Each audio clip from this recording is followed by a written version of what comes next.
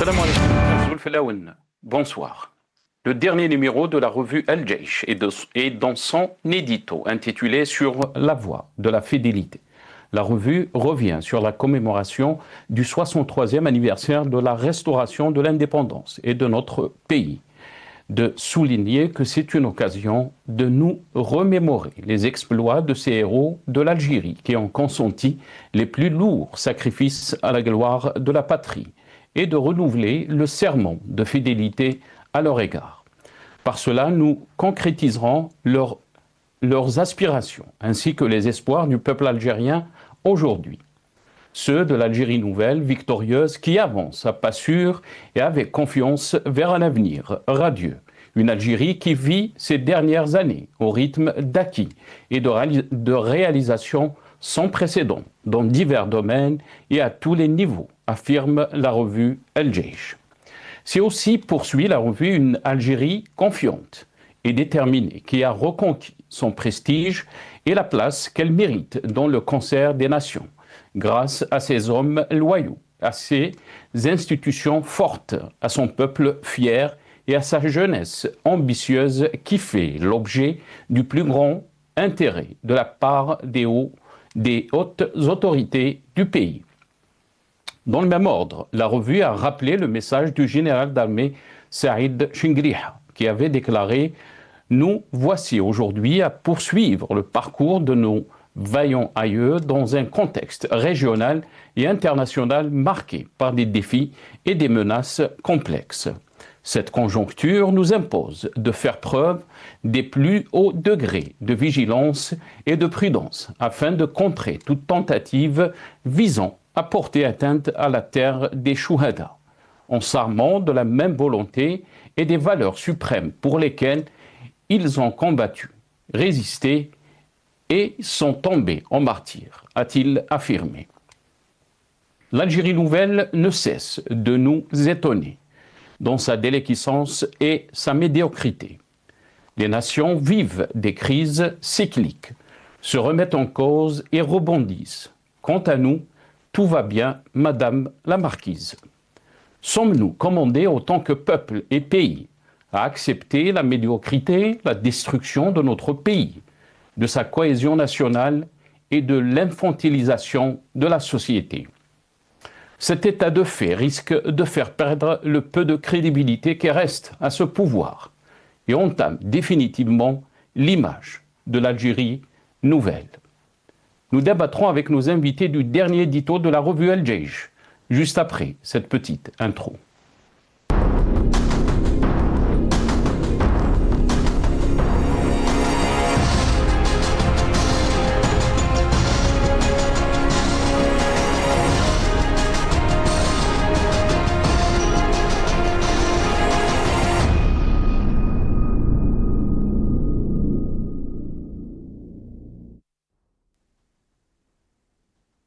Revue Al-Jaish, l'Algérie avance à pas sûrs vers un avenir radieux. C'est le titre de notre émission pour ce soir. Et pour en parler, j'ai le plaisir d'accueillir dans cette émission M. Rafiq Bouhlel, analyste politique. Il est avec nous depuis Paris via Skype.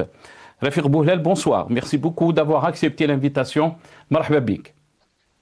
Merci Sénateur. Un salut à tous les téléspectateurs et téléspectatrices de la chaîne Al-Magharibia, ainsi qu'à votre invité. Merci encore pour l'invitation. Barakallahu fik. Marhaba bik, si Rafiq Bouhlel. Très content de vous avoir dans cette émission. On a aussi le plaisir d'accueillir dans cette émission M. Sofiane Hannachi, militant politique. Il est avec nous depuis Londres via Skype. Sofiane Hannachi, bonsoir. Merci beaucoup d'avoir accepté l'invitation. Marhaba bik. Pour l'invitation et merci à votre invité aussi. Barakallahu fik. Marhaba bik, c'est Sofiane. Merci beaucoup d'avoir accepté l'invitation. Avant d'entamer donc le sujet d'aujourd'hui, de cette émission de ce soir, on va juste regarder le titre de l'APS concernant donc notre thème. Voilà, l'APS a titré l'Algérie avance à pas sûrs vers un avenir radieux au rythme d'acquis sans précédent. Bien sûr, c'est l'édito de la revue Al-Jaish qui dit ça. On va revenir, bien sûr, ce qui est venu dans cet édito avec nos invités. D'abord, on va regarder cette petite vidéo, donc Soundbite One, nos amis de la régie. On regarde cette petite vidéo et je reviens juste après à mes invités. Dans son édito intitulé Sur la voie de la fidélité, la revue El Jaish revient sur les exploits de nos valeureux Chouhada, mais également une occasion de renouveler le serment de fidélité à leur égard. Une fidélité qui passe par la préservation de leur legs, de l'idéal pour lequel ils ont combattu en suivant la voie qu'ils ont tracée. Des valeurs d'abnégation, de loyauté et de dévouement envers la patrie, en défendant ses intérêts suprêmes en toutes circonstances. L'édito souligne que l'Algérie vit, ces dernières années, au rythme d'acquis et de réalisations sans précédent dans divers domaines et à tous les niveaux.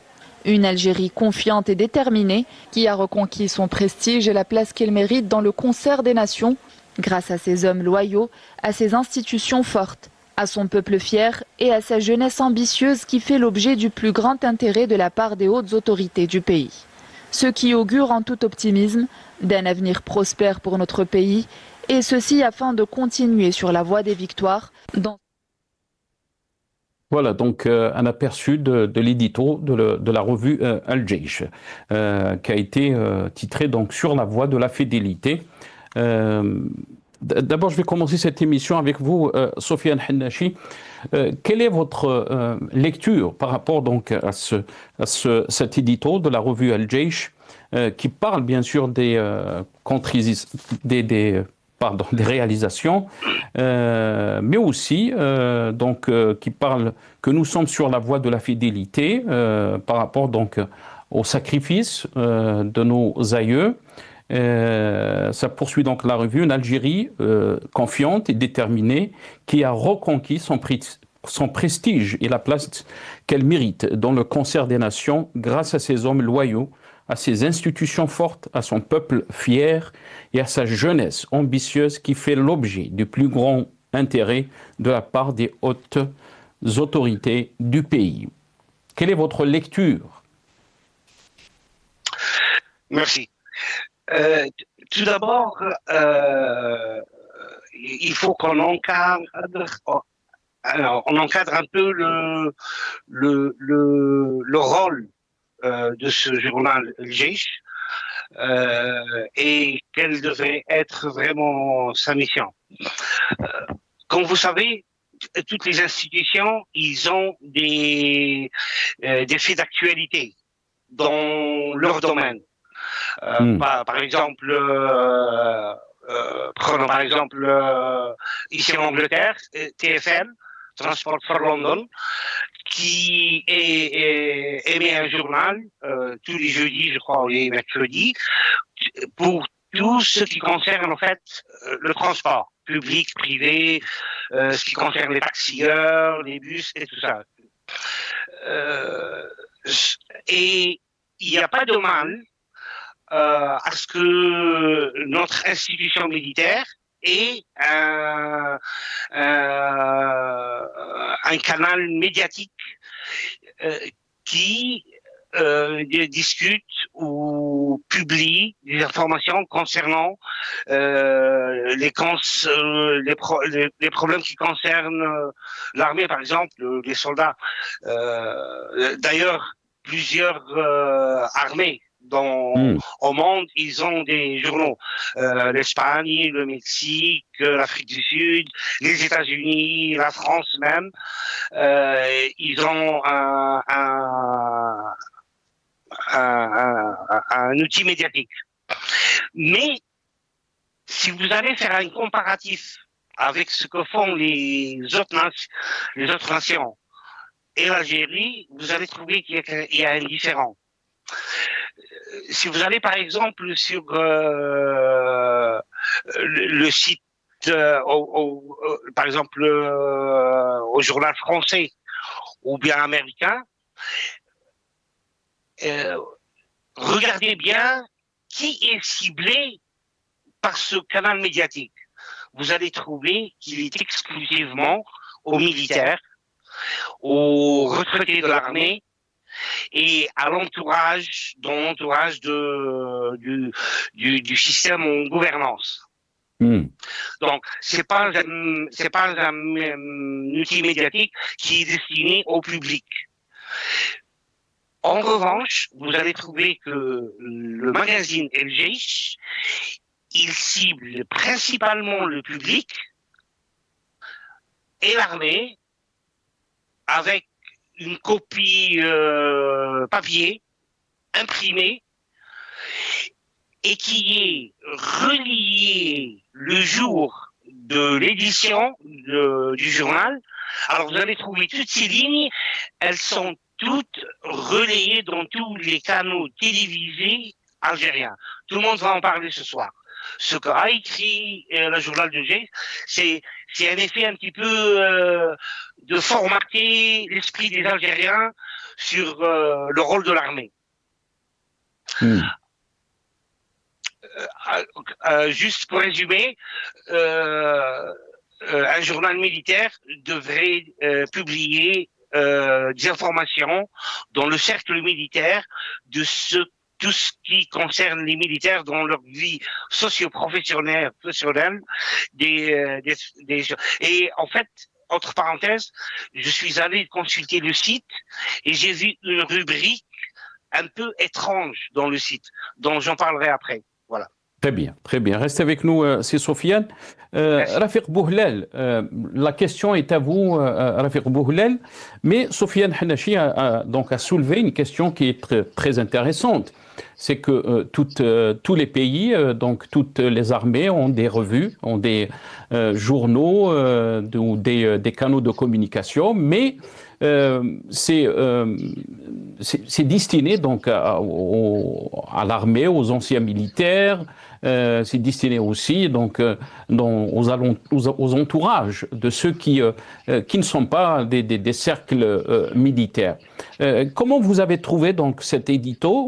On en parle presque chaque mois, mais quand l'édito Al Jaish de ce mois-ci, il dit, et là je cite l'édito, ceux de l'Algérie nouvelle, donc victorieuse, qui avance à pas sûr et avec confiance vers un avenir radieux. Une Algérie qui vit ces dernières années au rythme d'acquis et de réalisations sans précédent dans divers domaines, à tous les niveaux, donc a affirmé la revue Al Jaish. Comment vous avez trouvé donc ce message? Comment vous l'avez capté? L'édito ou le communiqué de presse qui a été diffusé très largement sur les réseaux sociaux et dans les chaînes privées comme les chaînes publiques est un communiqué plein de contradictions. Déjà, comme le souligne M. Hanachi, normalement, ce type de communication doit être une communication interne, destinée aux militaires, aux casernes, etc., que ce soit en version papier ou en version web. L'armée, comme l'a très bien dit, l'armée française, c'est 400 milliards d'euros de budget. Elle ne publie pas chaque mois des communiqués pour le grand public. L'armée américaine, pareil, qui est la plus grande armée au monde, qui dépasse les 2 trillions de dollars de budget, ne publie pas pour le grand public. Là, on rencontre déjà le principe de la revue de l'armée, Majalat Al Jaish. C'est une revue qui est devenue un instrument de propagande pour toujours utiliser la rente mémorielle, les acquis des martyrs qui ont donné leur vie et leur sang pour la liberté de l'Algérie, qui par la suite a été complètement détruite. Les valeurs de 1954 sont des valeurs qui n'existent plus aujourd'hui dans l'institution militaire, qui est gangrénée par la corruption à haut niveau, qui est gangrénée par l'emprisonnement de dizaines et de dizaines de généraux, de dizaines de commandants, de colonels, etc. On est arrivé en 2022 où un soldat de l'armée algérienne a publié en live sur Facebook son suicide. C'est quelque chose qui montre qu'il y a un réel malaise au sein de l'armée. Aussi, quand je lis, parce que je l'ai lu de 4 ou 5 fois, et je posais la question, est-ce que le rédacteur qui a écrit ce communiqué vit en Algérie ou vit sur notre planète? Parce que quand il parle d'acquis dans l'Algérie nouvelle, de quel acquis il parle? D'une Algérie qui est isolé sur la scène internationale, avec des problèmes avec nos voisins marocains, maliens, nigérians, du Burkina Faso, avec des tensions avec l'Espagne, l'Allemagne, la France. Excusez-moi. Et là, maintenant, on a des problèmes avec 27 pays de l'Union européenne qui nous ont classés dans la liste noire des pays à haut risque de blanchiment et financement du terrorisme. Est-ce que c'est la réalisation dont il parle quand il parle de valeurs des martyrs? Comment on peut parler des valeurs des martyrs alors que le patron de l'armée dispose d'appartements privés à Paris, quand ses propres enfants vivent à l'étranger, sur le dos du trésor public, quand on voit des hauts responsables des institutions militaires et sécuritaires repris de justice pour diverses affaires de ou corruption ou intelligence avec services étrangers, là on remarque qu'il y a de larges contradictions et un fossé entre la réalité de ce qui se passe en Algérie, notamment l'Algérie nouvelle, et le communiqué de la revue El Jaish, car en réalité, aujourd'hui, on a un patron de l'armée qui n'est pas capable de tenir une conversation pendant 2 heures, est dû à son âge avancé, alors que lui-même viole la loi sur la retraite militaire qui est censée être à la retraite depuis 60 ans, à l'âge de 60 ans. D'autant plus que spécialement Saïd Chengueleha, le vice-ministre des armées, a été cité dans un livre, la sale guerre de l'officier Habib Souaidinia, qui dans la page 118 raconte comment ce même Saïd Chengueleha qui parle d'acquis, qui parle de valeurs des martyrs, commettait des crimes selon bien sûr le livre La sale guerre, et tous les téléspectateurs peuvent le vérifier, page 118, où il était apparemment plus ou moins impliqué dans des crimes de guerre. Aujourd'hui, on a une décadence de l'institution militaire et il faut faire une énorme différence entre les décideurs et les jeunes qui représentent l'armée. Là, aujourd'hui, on est face à un outil de propagande qui est là pour toucher la fierté exacerbée de l'Algérien en touchant à sa fierté, en essayant de le manipuler avec des mots et avec des mots et des réalisations fictives pour qu'il puisse toujours être sous la coupe militaire. D'autant plus que chaque mois on a un communiqué de l'institution militaire, ça rentre dans la militarisation de l'espace public et de l'espace politique et de l'espace médiatique, où on voit lors des interventions de Tebboune la présence de Chengueleha, l'inauguration d'un projet, la présence de Chengueleha et de l'armée. Même à la rentrée scolaire, quand on a des enfants dans une institution d'éducation, on voit des militaires et de la police. Il faut arrêter avec cette propagande qui n'apporte absolument rien, car en fin de compte, le peuple algérien, c'est ce qui se passe en réalité. Très bien, qui n'apporte absolument rien, vous êtes en train de dire, Rafiq Bouhlel. Mais pour l'édito El Jaish, et là donc je lis un passage, notre pays continue sur la voie du développement, de la renaissance et de la prospérité, dont la sécurité, la stabilité et la quiétude. Mais aussi il parle de la jeunesse il dit que cette Algérie nouvelle, confiante et déterminée par son peuple qui est fier et sa jeunesse ambitieuse, qui fait l'objet du plus grand intérêt de la part des hautes autorités du pays. Est-ce que c'est la réalité? On va poser cette question bien sûr à Sofiane Hannachi. Mais avant de vous donner la parole, Sofiane Hannachi, on va regarder ces images qui ont marqué les Algériens le jour même donc, de la commémoration du 63e anniversaire de l'indépendance de notre pays. Il y avait des haragas algériens, des jeunes haragas, donc qui ont pris donc, ces embarcations de fortune, qui ont risqué leur vie donc, pour arriver à l'autre rive de la Méditerranée, donc en Espagne. On regarde ces images. التزامات الجزائر على مستوى المجتمع الدولي سرعت أقول التكفل بهذا المشروع فقط ولكن ليست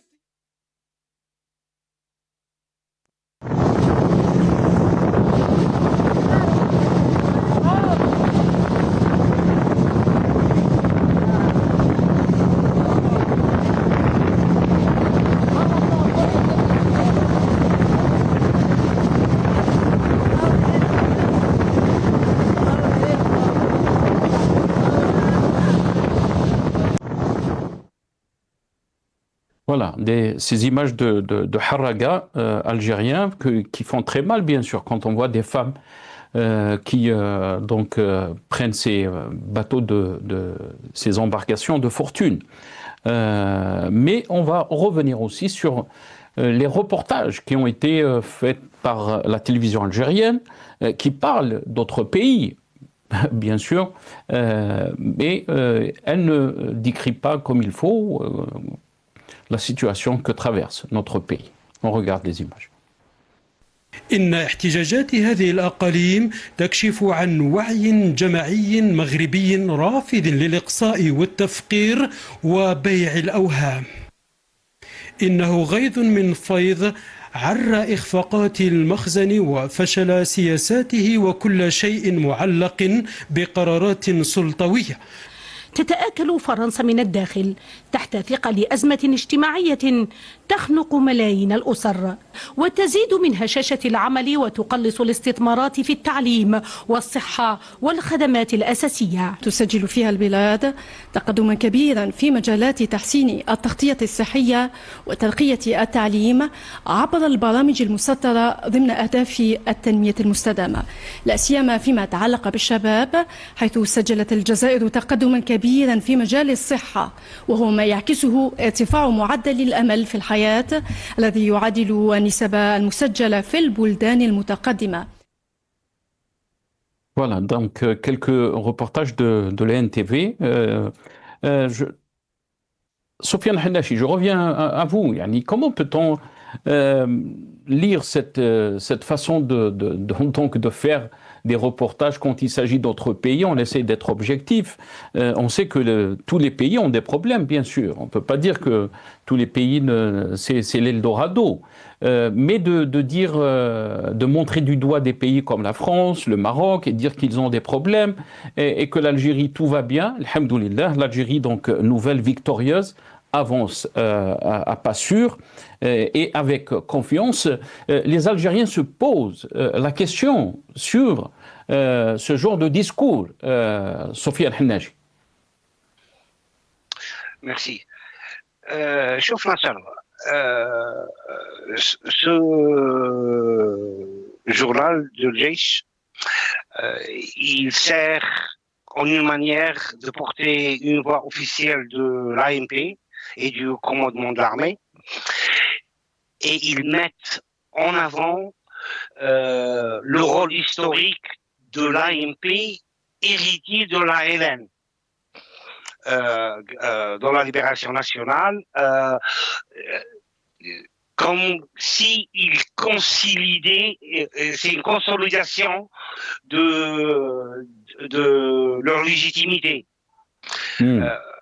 Alors, dans une autre analyse, en réalité, l'armée actuelle n'a rien à voir avec l'armée post-78, ou du moins avant 78, elle avait un rôle constructif dans l'État.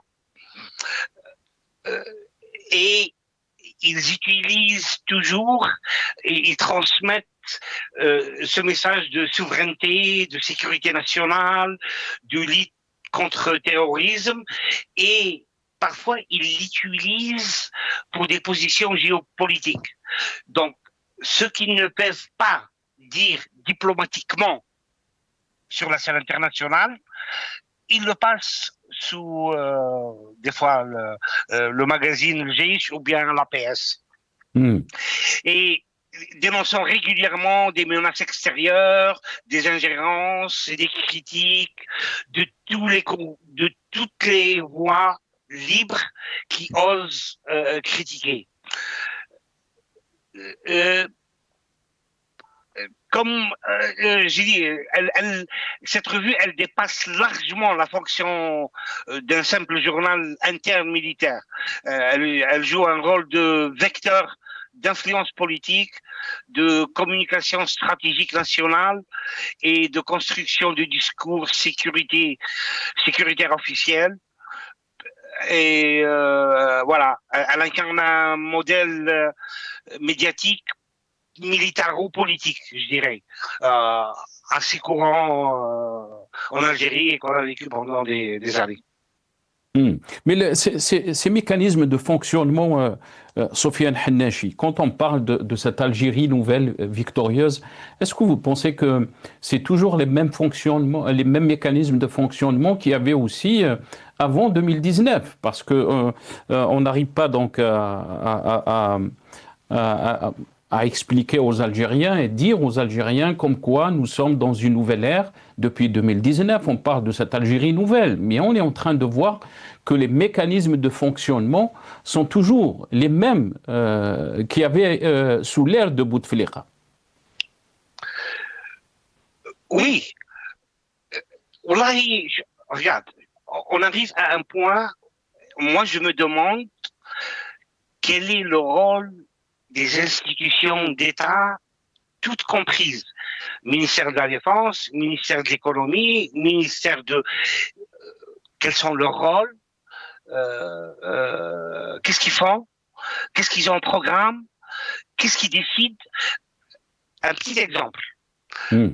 La décision qu'avait prise l'ABEF pour les banques en Algérie, tu te poses la question, est-ce que cela est des prérogatives, d'une association? C'est une association de banquiers et de professionnels du monde financier, comme tu peux faire une association pour les bouchers ou une association pour de journalistes qui devrait être une organisation qui discute des problèmes de... Là, on a une association qui a pris une décision d'arrêter le paiement pour des importations, pour les sociétés, pour leurs besoins eux-mêmes. C'est-à-dire matières premières, pièces de réchange, il faut avoir un prévisionnel, je sais pas. Mais c'est quoi ce délire? Pourquoi le pouvoir...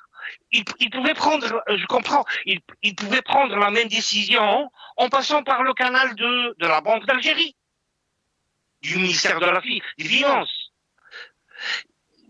Pourquoi le faire passer avec... Vraiment, on ne comprend plus rien. Comment elles sont gérées les affaires de l'État et qui est le preneur de décision derrière. Parce que si l'ABEF a pris une décision, c'est qu'il y a eu un ordre venant de quelque part. Et celui qui a donné l'ordre, il est au-dessus du gouvernement, au-dessus de la Banque d'Algérie, au-dessus de tout le monde. Très bien.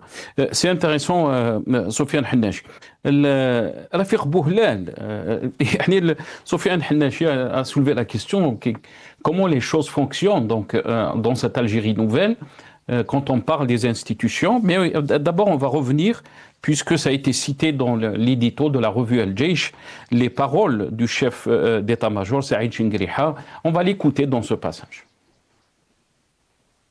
L'armée nationale populaire prouve aujourd'hui qu'elle est le bouclier protecteur de la nation et son glaive acéré qui tranchera la main de quiconque nourrirait l'intention de porter atteinte à la sécurité et à la stabilité de notre patrie.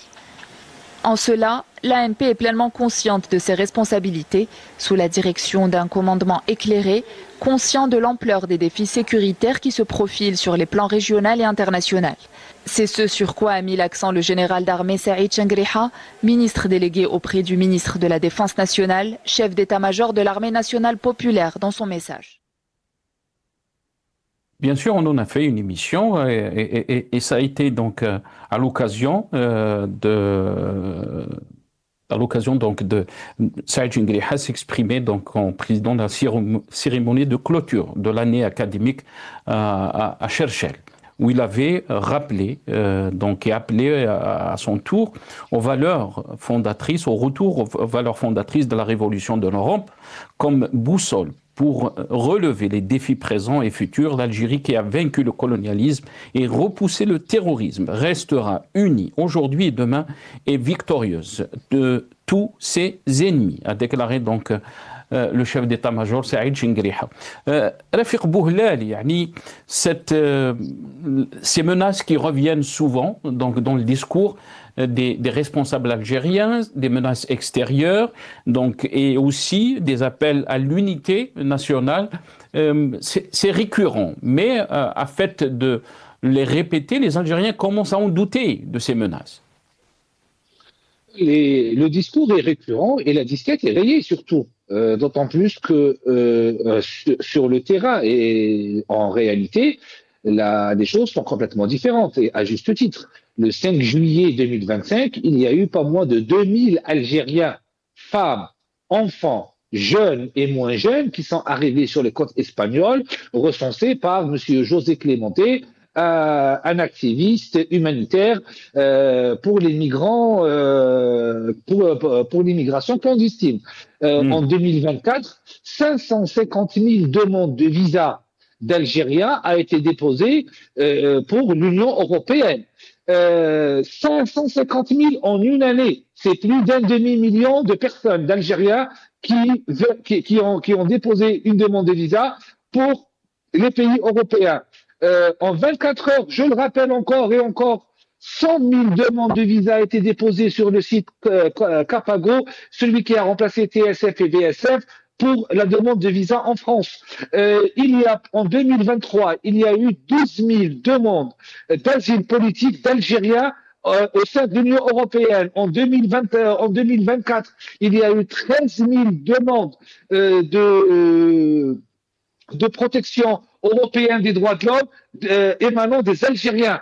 Là, depuis l'arrivée de Tebboune et de Ginghriha surtout, parce qu'en fin de compte, c'est la continuité du système. Le système est le même que celui de 2019 et avant 2019, le système a réussi à échapper et à survivre au Hirak qu'il a profondément secoué. Et pour sauver le système, ils ont mis en prison Saïd Bouteflika et les premiers ministres et des généraux, etc., pour sauver leur existence. Et ils ont réussi à sauver leur existence à travers El Gaïd Salah, qui a imposé au peuple algérien le président Tebboune, car en principe, Tebboune, sa place n'est pas à Al-Mouradia, mais elle est en prison. Pour les nombreux dossiers de corruption qu'il traîne derrière lui depuis des années et des années, dans le secteur du bâtiment et des habitations, etc., etc. Et je parle même pas des affaires de son fils, qui est rentré dans le record Guinness algérien avec la fameuse affaire des 701 kilos de stupéfiants.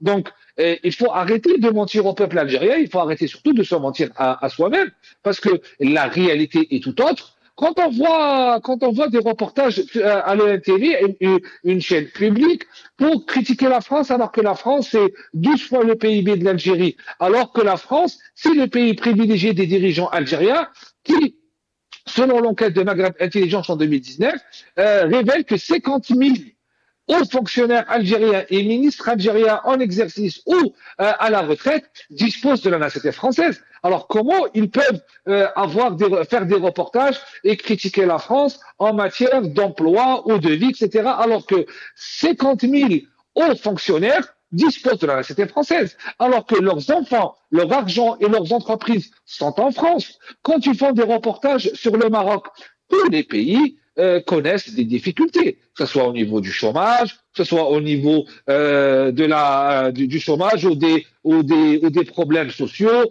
que ce soit la consommation des stupéfiants, que ce soit la délinquance, que ce soit autre chose. Mais dans la réalité, l'Algérie aussi souffre d'une grave crise de chômage, La différence, c'est que le Marocain ne rêve pas de voiture, mais il a plusieurs usines de voitures.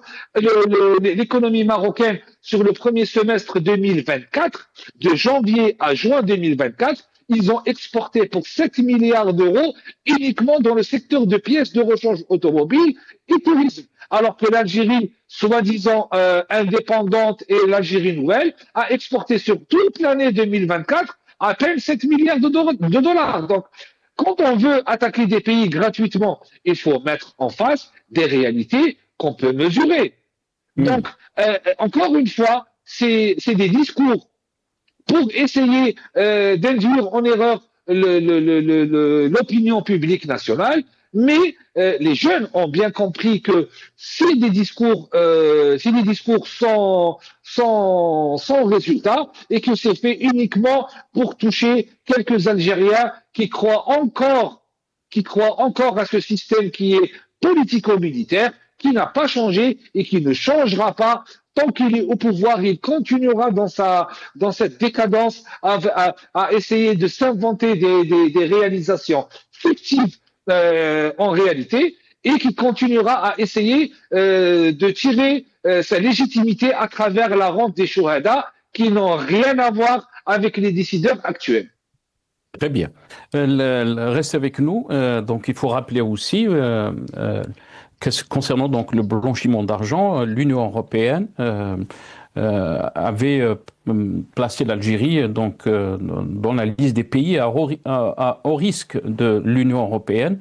Donc le Parlement européen a largement approuvé mercredi dernier l'ajout de l'Algérie sur le catalogue des pays à haut risque en matière de blanchiment d'argent et de financement du terrorisme. On va écouter le ministre de la Justice, Lotfi Boudjma. التزامات الجزائر على مستوى المجتمع الدولي سرعت أقول التكفل بهذا المشروع فقط، ولكن ليست يعني قال الالتزامات يعني لازم نكتسب هذه الالتزامات وتلزم بها الجزائر، مش هذا هو المقصود. يقول أن هذه القواعد اللي تنمو عن قواعد الشفافية وقواعد مكافحة تبييض الأموال هي قواعد طبعا تهم التشريع الوطني، وطبعا وفي كل مرة نعدل القانون. لماذا؟ لأنه طبيعة الجريمة تاع تبييض الأموال أصلا هي جريمة مستمرة وليست ثابتة، تحتاج إلى مراجعة آلياتها دوريا. التزامات الجزائر على المستوى.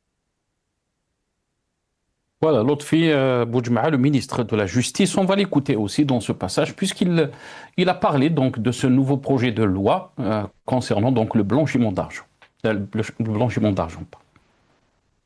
الأحكام الواردة في المشروع من هذا القانون يتعلق بالجمعيات والمنظمات غير الهادفة، ليس الهدف منها كما قلت طبعا تضييق يعني المجال تاع الأعمال الخيرية وطبعا الحد منها، ليس هذا المقصود. المقصود هو المراقبة. ما لازمش نروحوا من الجانب الضيق نقولوا باللي لا الإنسان لازم يكون في سرية، الإنسان لازم يكون كذا، والأعمال سيفري الأعمال الخيرية عندها مجالها وعندها النتائج نتاعها، ولكن مليح كي تكون تحت الملاحظة حتى ما يتسللش الشخص اللي طبعا مبيض أمواله بطريقة إجرامية ويستعمل طبعا هذه الواجهة اللي طبعا ضخ أموال بطريقة غير شرعية.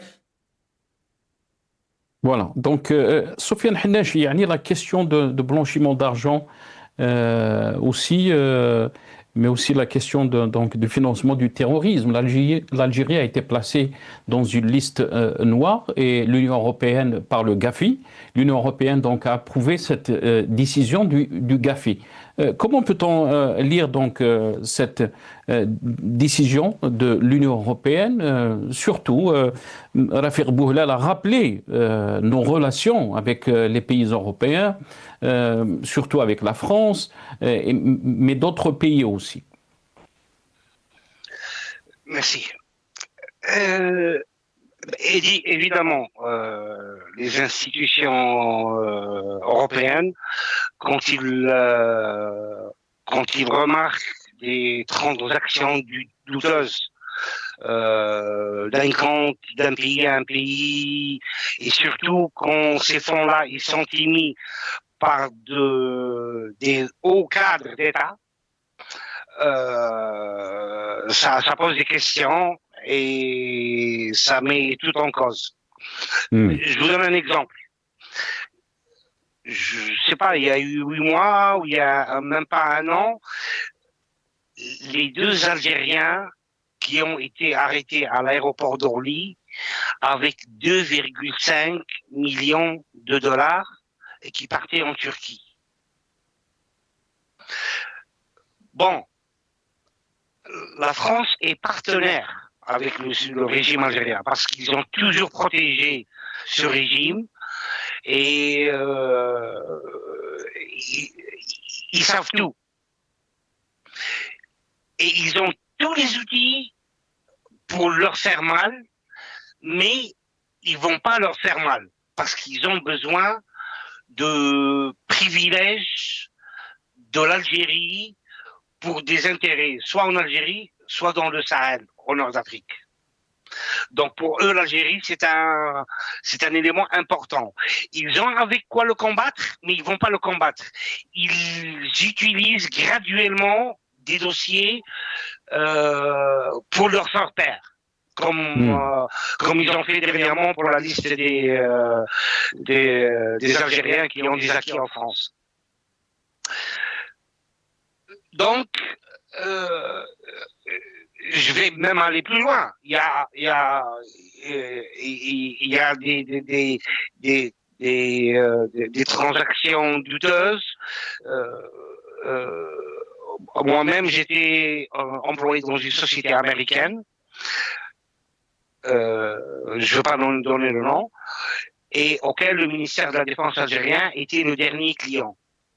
Et entre nous et le ministère de la Défense, il y avait un entrepreneur algérien qui utilisait 2 sociétés pour faire ses transactions d'importation en Algérie et les revendre en finale à l'armée. Donc, quelqu'un qui a un marché comme ça, et une institution militaire en principe qui devrait investiguer les entreprises privées avec lesquelles ils font un partenariat de fourniture ou de supply ou quoi que ce soit, que ces sociétés soient transparentes, elles travaillent. Donc là, ils savent que cet entrepreneur, il utilise une société basée en Europe pour faire ses achats à partir des sociétés, des producteurs directement, parce que notre société, elle est productrice. C'est comme c'est pas Sony, mais c'est comme Sony, comme Apple, comme les grandes boîtes. Et lui, en fait, il achète avec une société française et il refait des papiers en France et il exporte à sa société en Algérie pour que sa société en Algérie revend après à l'armée. Donc, si on m'a dit, je l'aurais pas cru, mais moi-même, j'étais sur le desk.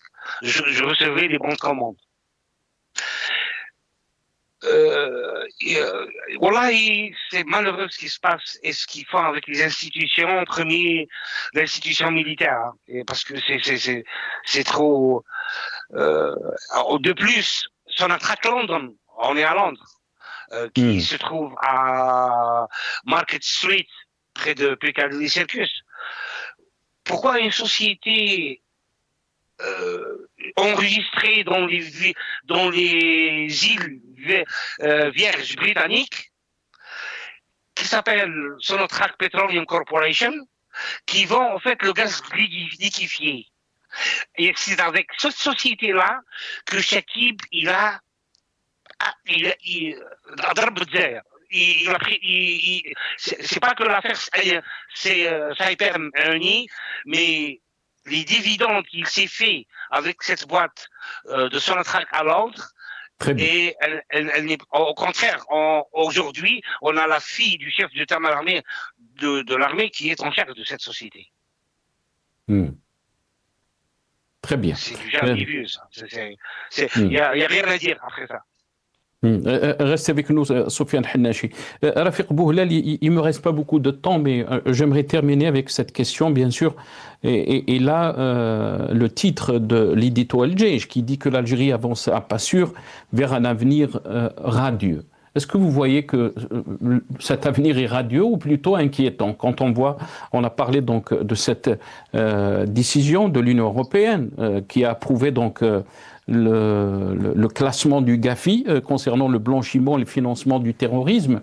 Est-ce que vous êtes inquiet de cette Algérie nouvelle, Rafiq Bouhlal, très rapidement? Je suis non seulement très inquiet, et l'avenir de l'Algérie est vraiment incertain. Je vais reprendre la fameuse expression d'un humoriste algérien, c'est Flag, qui dit quand on touche le fond, on remonte. Mais nous, quand on touche le fond, on creuse. Non seulement on est classé dans la liste grise et qui est une liste très qui va apporter beaucoup de négativité à l'Algérie, que ce soit au niveau intérieur comme au niveau extérieur. On sait que en Algérie, la corruption est institutionnalisée et l'Union européenne dispose de tous les éléments et de tous les outils pour pouvoir détecter des transactions douteuses et à travers des marchés, à travers la création d'entreprises en France, en Allemagne, en Angleterre, des sociétés écrans à travers lesquelles transite l'argent sale et l'argent des marchés publics en Algérie. Et une fois sur place, l'argent est blanchi et distribué aux décideurs. Nous savons très bien que en Algérie, l'économie algérienne est tenue par les décideurs militaires. On a un général à la tête du café, du lait, du sucre, de l'industrie, du tourisme, etc. Et en plus, l'Algérie, là, si on prend les déclarations de Lotfi Boudjema'a, le ministre de la Justice, si on applique la loi des fake news, le ministre de la Justice doit répondre de ces fake news devant une justice, parce que quand les autorités françaises ont menacé de saisir les biens et mal acquis et les avoirs des dirigeants algériens, à ce jour, aucun procureur algérien ne s'est saisi de ces informations pour ouvrir une enquête. Donc, encore une fois, c'est malheureux à dire, mais l'avenir de l'Algérie économiquement est incertain et vraiment, j'ai très peur des prochaines semaines et des prochains mois, avec l'annonce, avec les nouvelles concernant les réserves de change qui ont chuté à 39,5 milliards de dollars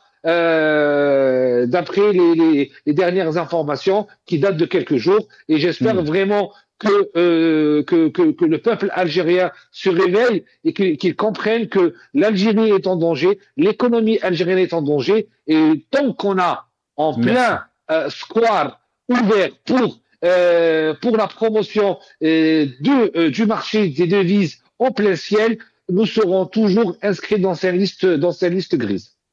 Merci beaucoup, Rafiq Bouhlal. Ya'tik Saha, on est arrivé à la fin de cette émission. Merci à vous. Je rappelle, vous êtes analyste politique. Vous étiez avec nous depuis Paris. Merci aussi à Sofiane Hannachi, militant politique. Vous étiez avec nous depuis Londres. Merci à vous, chers téléspectateurs, d'avoir suivi cette émission. Ya'tikum Saha, bqaw ala khair.